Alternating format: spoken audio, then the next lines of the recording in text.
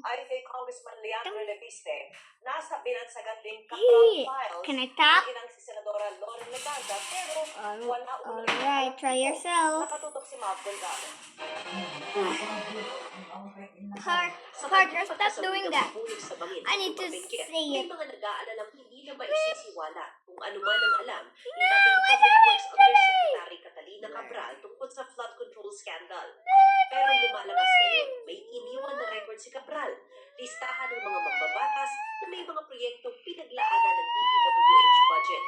Ayon kay Batangas 1st District Representative Leandro Leviste, hawak niya ang binansagang Cabral Files. Ibinigay daw sa kanya ni Cabral noong September 4 matapos i-autoriza ni Public Works Secretary Vince Dizon. Ito ay listahan ng lahat ng mga project sa DPWH budget para sa bawat isang proyekto.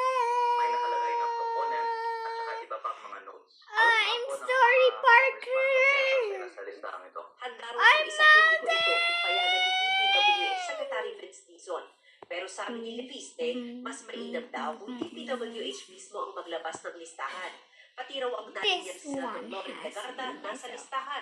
Bagamat sinabi raw nito, hindi nakausap si Cabral. Pero